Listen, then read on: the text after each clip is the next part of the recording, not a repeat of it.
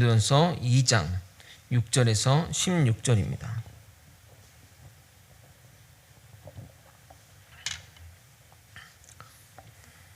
다 찾으신 줄 알고 저와 번갈아 교독하고 마지막 절 함께 읽겠습니다.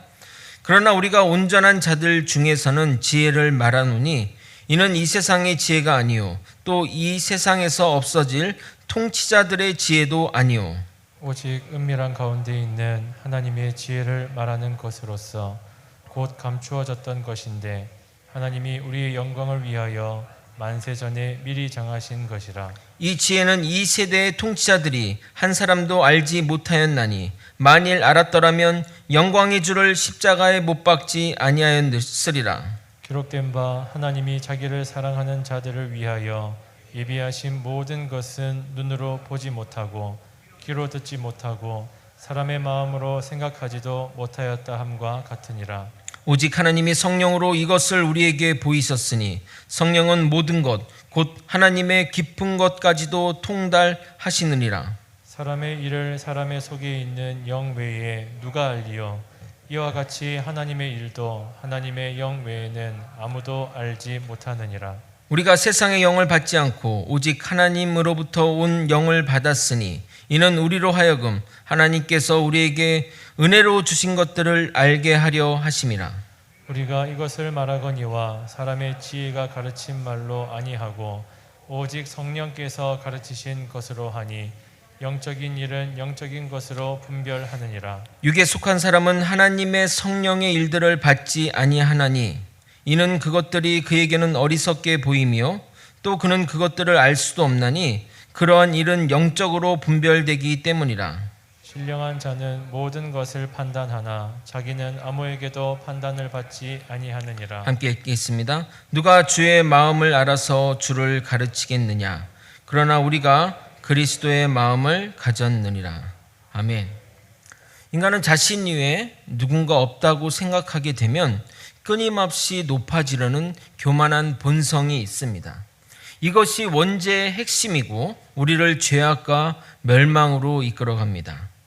하나님은 인간의 높아진 지혜와 교만을 패하고자 가장 무기력하고 가장 미련한 십자가와 전도를 사용하여 하나님의 일을 이루셨습니다. 이는 아무도 하나님 앞에 교만하지 못하게 하시려고 말입니다. 그리고 하나님은 우리에게 참된 지혜를 주셨는데 그분이 바로 예수 그리스도이십니다. 하나님의 지혜인 예수님은 우리를 의롭게 하시고 거룩하게 하시고 죄인된 우리를 구원해 주셨습니다. 그것에 감사하여 우리는 삶에서 주님을 자랑해야 합니다. 오늘은 성령님에 관한 이야기를 하고자 합니다. 성령님에 대한 일반적인 이야기는 사도행전 강해 때, 새벽 사도행전 강해 때 다루고 여기서는 고린도 교회에 관련된 성령님에 대한 이야기를 나눠보도록 하겠습니다. 성령님의 인도함 받는 삶이 어떤 삶인지 깨닫는 시간이 되길 예수님의 이름으로 소망합니다.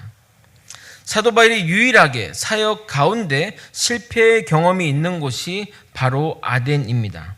아덴, 지금으로 말하면 그리스 아테네는 인본주의 문화의 최고봉인 도시로서 인간이 신들과 신들의 다양한 이야기를 만들고 그것을 우상하여 만들어진 신들이 지배하던 곳입니다. 그러한 곳에서 유일하신 한 분 하나님이 이 세상을 만들고 인간을 만들고 통치한다고 하니 그들에게는 너무도 황당한 말입니다. 거기다가 이제라도 이 모든 우상을 집어치우고 회개하여 하나님만 섬기라고 하니 원래 새로운 것을 듣기 좋아하던 아덴 사람들도 바울의 이야기는 받아들이기 힘들었던 것입니다. 사도 바울의 선교는 전혀 먹히지 않았고 결국 사역의 실패를 안고 나아간 곳이 고린도 지역입니다. 이 세상의 역사는 끊임없이 인본주의와 신본주의의 싸움입니다. 거대한 우상의 나라 로마가 하나님의 복음으로 인해 무너지고 중세가 시작되었지만 가톨릭 집단의 부패와 부정으로 인해 다시 무너지게 되었고 그때 돌아온 것이 인본주의 문화운동 르네상스인 것입니다. 르네상스가 무엇입니까? 고대 그리스와 로마 문명의 재수용을 하자는 운동 아닙니까? 인본주의의 최고봉인 고대 그리스 로마 문명을 그리워하며 과거로 돌아가자는 운동입니다. 대부분 역사가가 중세를 암흑기라 표현하고 르네상스를 문해 부흥 운동이라 긍정적으로 평가하지만 그것은 인간의 관점이고 인본주의가 지배하는 세상이 된 것입니다.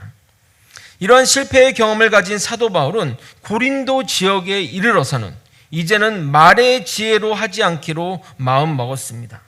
말 잘하는 것이 최고의 지성이며 최고의 학문이 말하는 수사학인데 세상에서 말로 나아가지 않겠다는 것은 전쟁터에 총을 들고 나아가지 않겠다는 것과 마찬가지입니다. 여러분이 만약 총알이 빗발치는 그런 전쟁터에 총을 들고 나가지 말라고 명령하는 상관의 명령을 여러분은 순종할 수 있겠습니까? 그런 전쟁터에 맨몸으로 나아가는 바울의 심정이 이 세 절에 녹아 있습니다. 2장 1절에서 3절을 읽어드리도록 하겠습니다. 형제들아, 내가 너희에게 나아가 하나님의 증거를 전할 때 말과 지혜의 아름다운 것으로 아니하였나니 내가 너희 중에서 예수 그리스도와 그가 십자가에 못 박히신 것 외에는 아무것도 알지 아니하기로 작정하였음이라. 내가 너희 가운데 거할 때는 약하고 두려워하고 심히 떨었노라. 온전한 하나님의 능력으로만 증거하려고 마음먹었으나 세상의 거대한 벽을 보게 되면 약하고 두려워 떠는 것이 정상적인 사람의 모습입니다. 이처럼 하나님은 가끔 우리에게 맨몸으로 나아가라고 명령할 때가 있는데 그런 명령에 정말 순종하기는 어려운 일입니다. 성경에도 그러한 예가 있습니다. 여리고 성을 정복할 때 하나님이 이스라엘 백성에게 맨몸으로 성을 돌라고 명령합니다. 물론 성경에는 그들이 어떻게 반응했는지 기록은 없으나 결코 쉬운 명령이 아닙니다. 이스라엘 백성들은 사람 수는 많았지만 전쟁의 경험이 없었고 제대로 된 무기조차 없었습니다. 전술의 이해도 및 전쟁 경험이 없는 수많은 사람들은 오히려 전투 수행에 방해가 될 뿐입니다. 잉카 제국의 멸망을 보면 그것을 알 수 있습니다. 스페인의 정복자 프란시스코 피사로는 말 30필과 군사 160명으로 6,000명이 넘는 군대를 무찔렀는데 그 비결이 처음 보는 말과 무기를 잘 사용해서입니다. 전쟁을 시작하며 총과 대포를 쏘았고 한 번도 하늘이 울리는 소리를 듣지 못한 잉카 제국 군인들이 겁에 질려 도망가자 정복자들은 그 뒤를 말을 타고 따라가며 학살하기 바빴다고 합니다. 그런데 칼이나 총에 죽은 사람보다 도망가다 넘어져 압사해 죽은 병사가 많았다고 합니다. 하지만 이 무기가 차이가 난다 할지라도 지금과 같은 총이 아니라 나무판도 몰뚫는 화력이며 총 한 번 쏘고 나면 재장전하는데 시간이 걸리는 총이었기 때문에 백성들이 물러나지 않고 나섰다면 활과 칼로 충분히 제압 가능했습니다. 또한 300배가 넘는 군사력에게 맨몸으로 싸워서도 이길 수 있었으나 겁을 먹으니 오합지졸이 된 것입니다. 마찬가지로 여리고 성 사람들이 이스라엘 사람들이 도는 것을 구경하지 않고 성을 나와 기습 공격했다면 그와 같은 일이 벌어졌을지 모릅니다. 여리고 성 사람들은 설마 저들이 돌기만 하겠어? 뭔가 있겠지 생각하며 공격하지 않았나 추측하게 됩니다. 전쟁은 결코 숫자의 싸움이 아님을 아이성 전투에서도 확인할 수 있습니다. 이스라엘 병사가 훨씬 많았음에도 제대로 된 군사가 공격해 오자 도망가기 바빴습니다. 그로 인해 이스라엘 백성들이 겁을 먹었다고 성경에도 기록되어 있습니다. 여호수아 7장 3절에서 5절을 읽어드리도록 하겠습니다. 여호수아에게로 돌아와 그에게 이르되 백성을 다 올라가게 하지 말고 2-3천 명만 올라가서 아이를 치게 하소서.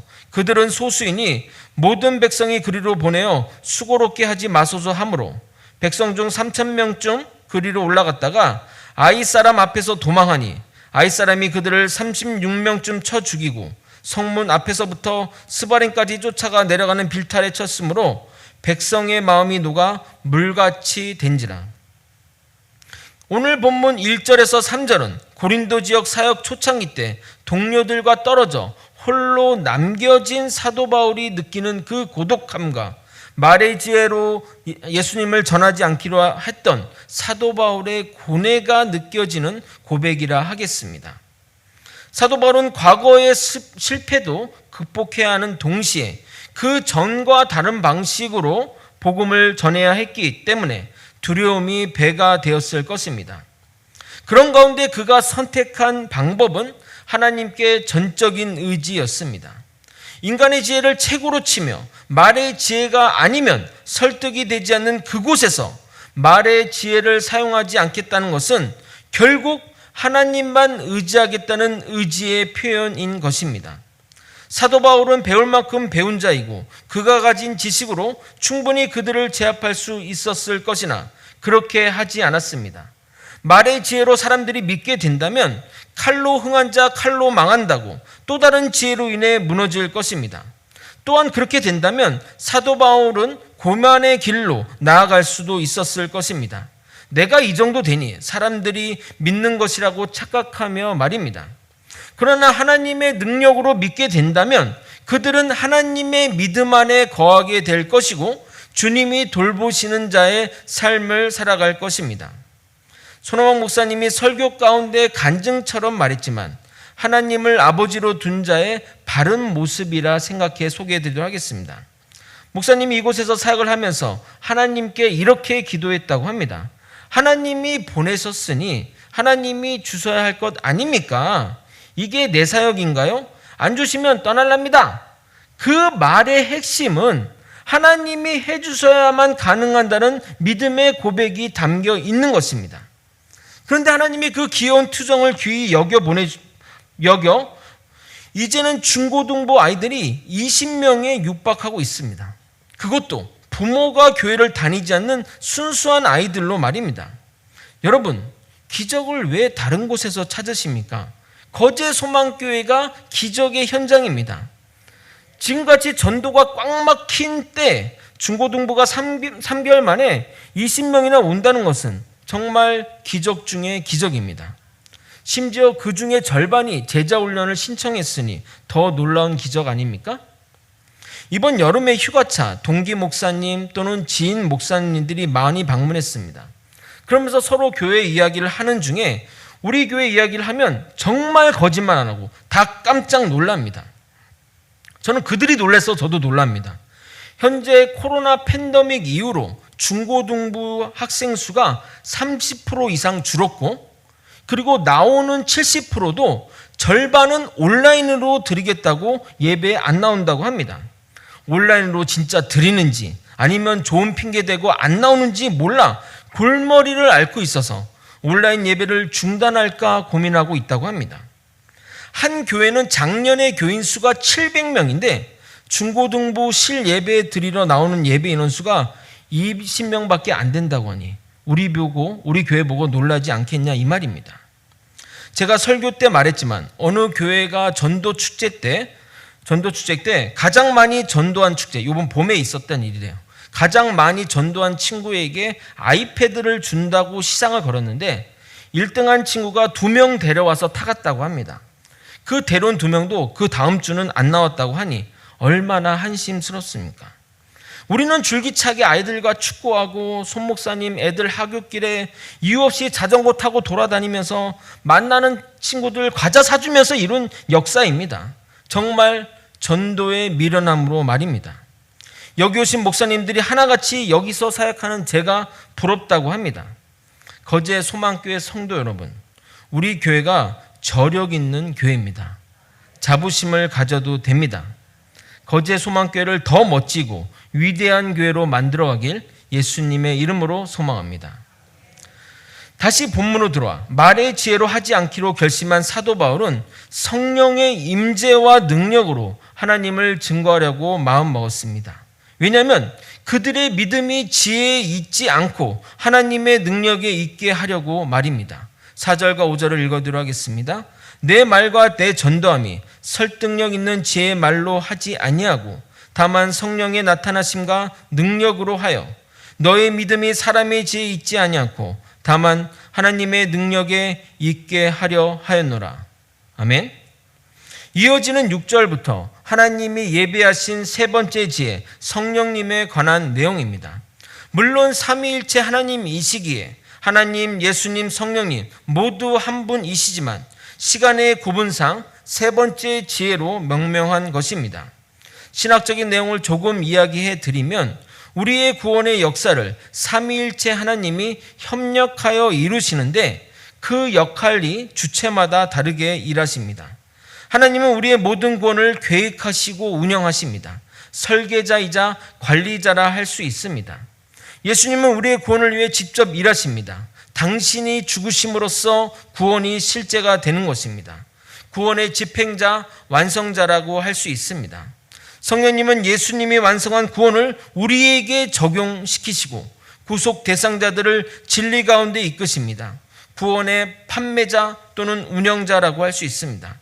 그래서 한 문장으로 구원의 역사를 서술하게 되면 하나님이 계획하시고 예수님이 완성하시고 성령님이 적용한다 말하는 것입니다. 그러나 그 모든 것이 태초부터 하나님의 계획 안에 계획된 것이고 역사의 시간에서 순차적으로 나타나신 것입니다.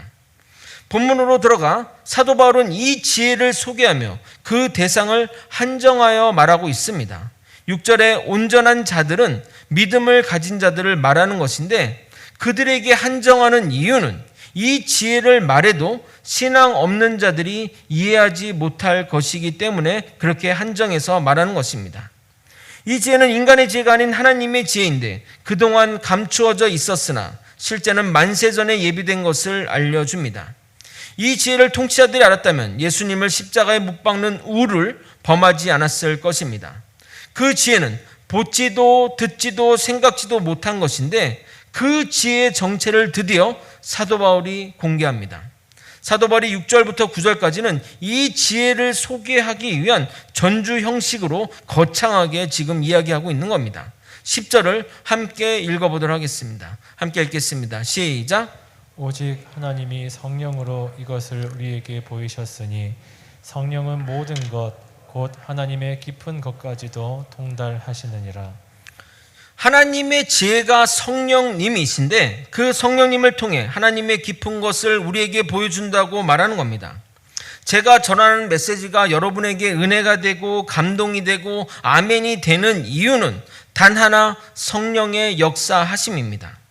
예수를 모르거나 믿지 않는 자들에게는 저의 설교는 정말 말도 안 되는, 심하게 표현하면 허튼 소리에 불과합니다. 제가 사역하던 교회 근처에, 과거 사역하던 교회 근처에 유명한 기독교 학교가 있었습니다. 그 학교의 대학 진학률, 좋은 대학 진학률이 높아서 신앙이 없는 친구들도 많이 오는 학교였습니다. 아마도 학교에서는 그런 친구들에게 복음을 전하는 것이 유익하겠다 생각해서 받아들였고 지금은 비신앙인이 더 많다고 들었습니다. 그 학교는 주변 교회 청소년부 목회자들에게 한 학기에 한 번 찾아가 설교할 기회를 줍니다. 그러면 기대를 품고 아이들에게 줄 선물을 바리바리 준비해서 설교를 하는데 설교를 딱 시작하자마자 절반이 엎드려 자고 나머지는 듣는 것인지 딴 생각을 하는지 거의 반응이 없어서 정말 설교는 내내 너무나 힘들었던 기억이 있습니다. 교회에서 전했을 때는 참 은혜로운 설교고 아이들이 반응이 참 좋았는데 거기서는 모자란 잠을 보충하는 시간이거나 무슨 말인지 전혀 모르는 이야기를 늘어놓는 시간이 되었던 것입니다. 그때 깨달았습니다. 성령이 아니고서는 하나님의 말씀을 알아들을 수 없다는 것을 말입니다. 하나님의 일을 알려면 하나님의 영이 필요합니다. 그래서 하나님이 예비하신 은혜로운 것들을 우리가 알게 되는 겁니다. 11절, 12절을 읽어드리도록 하겠습니다. 사람의 일을 사람의 속에 있는 영 외에 누가 알리오? 이와 같이 하나님의 일도 하나님의 영 외에는 아무도 알지 못하느니라. 우리가 세상의 영을 받지 아니하고 오직 하나님으로부터 온 영을 받았으니 이는 우리로 하여금 하나님께서 우리에게 은혜로 주신 것들을 알게 하려 하심이라. 천길 물속은 알아도 한길 사람 속은 모르는 듯이 그 사람이 아니고서는 그 사람의 마음을 알 수 없습니다. 마찬가지로 우리가 하나님의 하신 일들을 알려면 반드시 하나님의 영, 성령님이 계셔야 합니다. 그래서 성령님의 헬라어가 보혜사, 성령님의 또 다른 별명이 보혜사라고 하는 겁니다. 보혜사의 뜻이 변호자, 대변자인데 단어의 뜻대로 성령님이 하나님의 뜻을 대변하고 알려주시는 것입니다. 그러므로 하나님의 일과 뜻을 알려면 성령의 역사하심을 의지해서 일해야 합니다. 또한 하나님이 우리에게 베푸신 은혜를 알려면 성령님이 보여주셔야 합니다. 그래야 깨닫게 되는 것입니다. 그런데 우리가 하나님을 알리기 위해 세상의 지혜로 불신자들을 상대하겠다고 하면 반드시 한계에 부딪히게 됩니다. 요즘 교계에서는 창조과학회 활동이 활발합니다. 저의 전공이 과학 쪽이라서 어느 정도 그들의 행동을 지지하고 의미도 있다고 생각하지만 성경의 모든 것들을 과학으로 풀려고 하는 것이 참 무리라 생각됩니다. 창조의 이 7일도 문자적인 7일로 계산하여 지구의 나이를 1만 년 정도로 계산하여 설명하는데 진화론자들이 자신들의 원하는 증거만 수집하여 진화의 증거로 삼는 것과 마찬가지로 그들도 비슷한 방식으로 원하는 증거를 수집하여 자신의 주장을 펼치는 것이기에 오히려 일반 사람들의 지지를 받지 못하는 모습을 보게 됩니다. 물론 믿는 자들은 그들이 제시하는 증거와 이론을 철석같이 믿습니다. 원래 잘 믿고 있는데 믿는 증거를 더하여 주니 좋은 것이지만 그렇게 이론을 펼쳐가게 되면 오히려 맹신론에 빠져 소통이 불가능한 사람이 되어버리게 됩니다. 과학을 조금만 아는 사람도 그들의 주장에 무리가 있음을 깨닫게 됩니다. 하나님의 이 창조의 원리는 신비입니다. 어찌 100년을 못 사는 인간이 그 장고한 세월의 하늘의 역사를 이해하며 알 수 있겠습니까?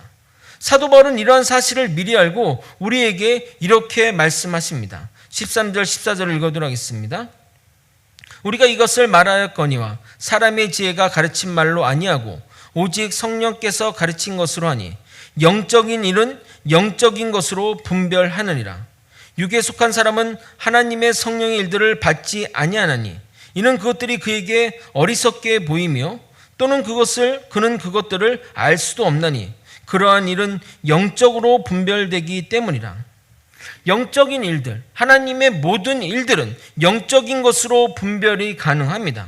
성령이 아니면 하나님이 하신 일들이 어리석게 보이며 알 수도 없다고 말하는 것입니다.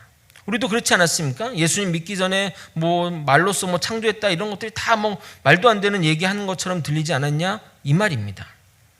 목사님의 말을 들으니 더 머리가 복잡하다고 생각하실 분이 있을 것입니다. 말의 지혜로 하지 않고 사람의 지혜로 하지 않으면 어떻게 복음을 전하고 전도하고 일을 할 수 있나요? 질문하실 것입니다.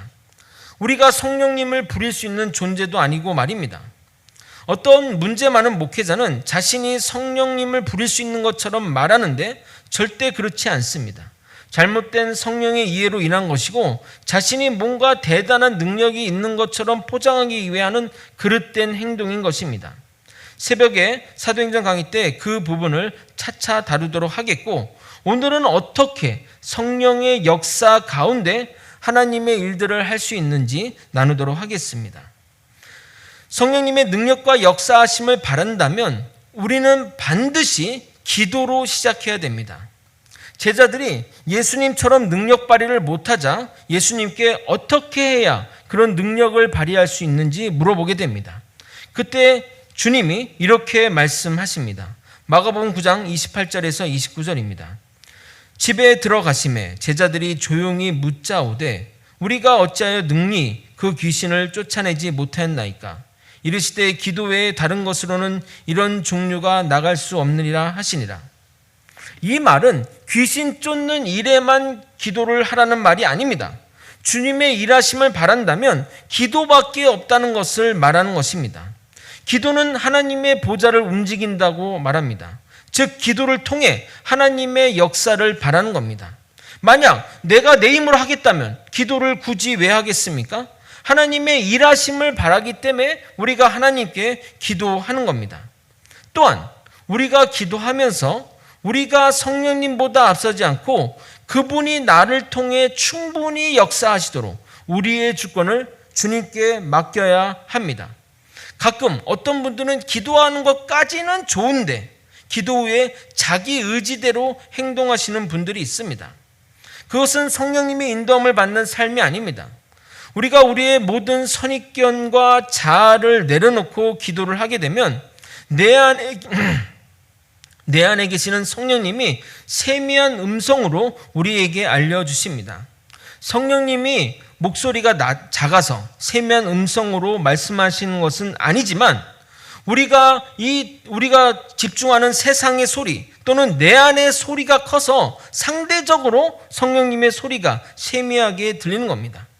우리가 우리의 어떤 마음의 소리, 우리의 어떤 자아의 소리를 줄이고 세상의 소리에 귀를 닫으면 우렁찬 성령님의 소리를 듣게 될 것입니다. 물론 그것이 성령님의 소리인지 성령님의 말씀하시는 것인지 또는 내 마음의 소리인지는 분별할 필요가 있습니다. 그것 또한 우리가 훈련을 통해 그리고 신앙생활을 하면서 그런 것들을 잘 분별할 수 있습니다.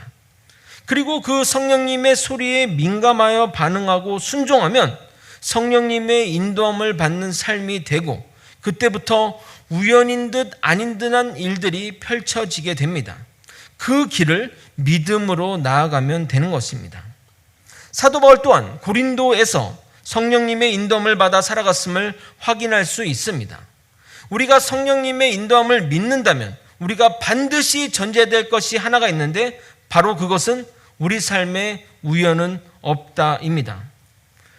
보통 랍비들은 사역 가운데 어떠한 상황에도 생존하기 위한 기술을 배워둡니다.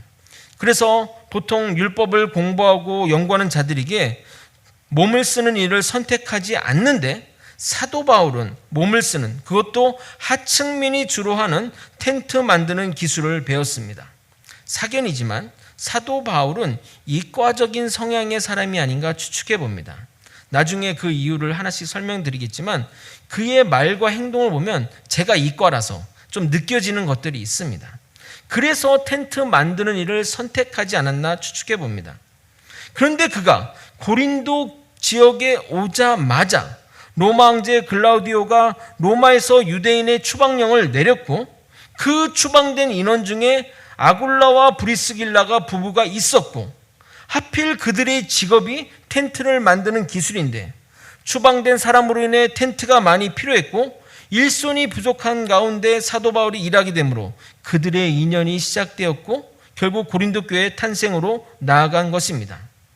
사도 바울이 동역자들과 떨어져 홀로 고린도 지역에 가지 않았다면, 그가 텐트를 만드는 기술이 없었다면, 로마 황제가 유대인을 쫓아내지 않았다면, 사도 바울이 무엇인가 이끌려 텐트 만드는 곳에 가지 않았다면, 거기서 브리스길라와 아굴라 부부를 만나지 않았다면 이 모든 일이 일어나지 않았을 것입니다. 그러나 성령의 인도함 따라 그렇게 살아왔기 때문에 그런 우연한 일들 가운데 필연이 존재했던 것입니다. 성령님을 의지하여 구원에 이르게 했던 저의 짧은 간증을 나누고 설교를 마치고자 합니다. 대단한 간증은 아니지만 그래도 중요한 간증이라 말씀드리도록 하겠습니다. 여러분, 복음을 전하기에 가장 어려운 상대가 누구인지 아십니까? 불신자도 또는 다른 종교를 믿는 자도 아닌 교회에서 상처받아 떠나 신앙을 버린 사람입니다. 어릴 적 초등학교 때 교회 다니던 친구들 모임이 친목 모임으로 되어 지금도 계속 만나는 친구들이 있습니다. 그 중에 전도사도 있고 다양한 집사님 이렇게 다 있지만 그 중에 교회에 상처받고 신앙을 버린 친구가 있어서 그 친구가 있을 때는 교회 이야기를 하지 않았습니다. 왜냐하면 교회 이야기하면 부정적인 이야기, 문제 있는 목회자 이야기를 막 늘어놓기 때문에 그냥 그런 이야기를 하지 않았습니다. 그런데 어느 날 약속 시간이 잘못 공지되어 그 친구와 저만 먼저 만나게 되었습니다. 그래서 그 친구를 만나기 전에 복음을 전할 기회를 달라고 잠시 기도했습니다. 이런저런 이야기 가운데 가정의 이야기를 하게 되었고 그 친구로부터 지나가는 말로 지금 아내와 사이가 안 좋다는 이야기를 듣게 되었습니다. 그렇게 친한 사이도 아닌지라 더 이상 물어볼 수 없었지만 마음속에 계속 기도해 보라는 말을 전하라는 그 마음의 부담감이 계속 물려왔습니다. 그래서 정말 문맥과 상관없이 끝에 그냥 기도해 보면 좋겠다라고 말을 했습니다. 평소 같았으면 기도는 무슨 기도한다고 뭐가 달라져? 라고 말했을 텐데 그 친구가 고개를 끄덕이는 겁니다. 이에 저는 더 적극적으로 그 친구와 이야기를 이어갔습니다.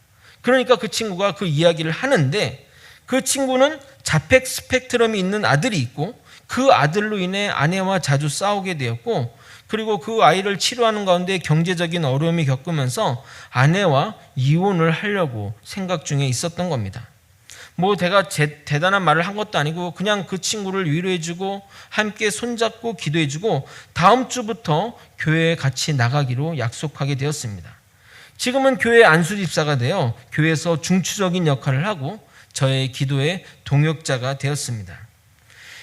이 친구는 말해도 안 될 거야 라는 저의 선입견으로 말을 안 했다면 또는 나의 지혜와 말로 그를 설득하려 했다면 이런 일이 벌어지지 않았겠지만 성령의 음성에 반응하여 순종했더니 하나님의 놀라운 능력이 나를 통해 역사하여 이 친구와 가정을 구원한 것입니다. 우리가 성령님을 의지하면 의지할수록 하나님의 놀라운 일에 쓰임받게 될 것입니다. 말씀을 정리하겠습니다. 사도 바울은 아덴에서 말로 그들과 상대하다가 사역의 실패를 경험하고 고린도 교회에서는 말의 지혜가 아닌 하나님의 능력을 의지하겠다고 다짐했습니다. 그것은 성령님의 인도함을 받는 것입니다. 그러나 말의 지혜로 세워진 거대한 세상의 벽 앞에 두렵고 떨리는 것이 당연합니다. 그럼에도 굴하지 않고 성령님을 의지한 이유는 하나님의 일은 하나님의 영이 필요하다는 확신 때문이었습니다. 성령님은 하나님의 지혜로서 그동안 감추어져 있었던 것인데 이제 때를 따라 역사함으로 하나님의 놀라운 일들을 이루어 가십니다. 이 놀라운 지혜를 우리의 사역 가운데 또는 삶에서 경험하려면 반드시 기도로 시작해야 합니다. 성령님이 역사하기를 간절히 바라는 가운데 성령님이 주시는 생각 또는 상황 또는 사람을 통해 전하는 메시지를 주의 깊게 듣고 잘 분별하여 순종해 나가야 합니다. 자신의 선입견과 자신의 자아를 내려놓고 나아갈 때 주님의 인도하심을 받게 되고 성령님이 주관하시는 사역과 삶이 되는 것입니다. 성령님은 우리를 통해 우리 안에서 놀라운 일들을 이끌어 가시길 원하십니다. 우리가 성령님을 의지하며 성령님의 목소리를 집중하면 그분은 우리의 삶과 사역을 선한 길로 인도해 하실 것입니다. 그러면 찬양의 가사처럼 매일 내가 매일 기쁘게 순례의 길 행하며 주의 큰 복을 받는 비결이 성령님이 함께 하실 것이라는 고백을 하며 살아가게 될 것입니다. 오늘 이곳에 계신 성령님을 의지하여 주님의 빛된 길로 걸어가는 저와 여러분이 되시길 예수님의 이름으로 소망합니다. 함께 찬양하고 함께 기도의 자리로 나갔으면 좋겠습니다.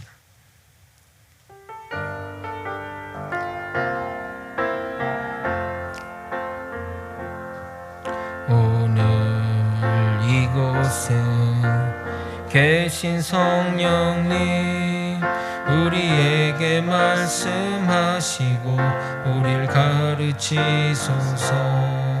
닫힌 우리 맘 열어주시고 주님의 길로 밝혀 우리를 인도하소서. 주님보다 앞서지 않고 겸손하게 주님의 말씀 기다리니 주님 손에 우릴 드립니다. 사랑으로 가사를 생각하며 처음부터 다시 한번 찬양하도록 하겠습니다. 오늘 이곳에 계신 성령님 오늘 이곳에 계신 성령님 우리에게 말씀하시고 우리를 가르치소서. 닫힌 우리 맘 열어주시고 주의 빛으로 밝혀 우리를 인도하소서. 주님보다 앞서지 않고 겸손하게 주님의 말씀 기다리니 주님 손에 우릴 드립니다. 사랑으로 인도 주님보다 앞서지 않고 주님보다 앞서지 않고 겸손하게 주님의 말씀 기다리니 주님 손에 우릴 드립니다. 사랑으로 인도하소서. 여러분, 오늘 저의 말씀이 여러분에게 마음의 터치가 되고 감동이 되고 은혜가 되는 이유는 여러분 안에 계신 성령님이 역사하시기 때문입니다. 이 성령님을 귀히 여겨서 성령님이 여러분의 삶을 이끌어가도록 온전히 자아를 내려놓고 주님의 뜻대로 살아가는 우리가 되기를 소망합니다. 이 시간 절대 주님께 여러분의 모든 것을 내어놓고 정말 순종하며 사는 그 복된 자의 삶을 살아갈 수 있기를 소망하며 다 함께 주님의 이름 부르며 결단의 기도 드리겠습니다. 주여! 하나님 아버지, 하나님 저에게 하시는 말씀이 있을 줄 믿습니다. 내가 어떤 일에 순종하기를 원하시는지 하나님의 음성이 있을 줄 믿습니다. 내가 세상의 소리를 닫아버리고 내 마음의 소리를 온전히 내려놓고 주님의 성령님이 하시는 그 말씀에 순종하며 순복하며 아버지 나아갈 수 있도록 이끌어 주시옵소서.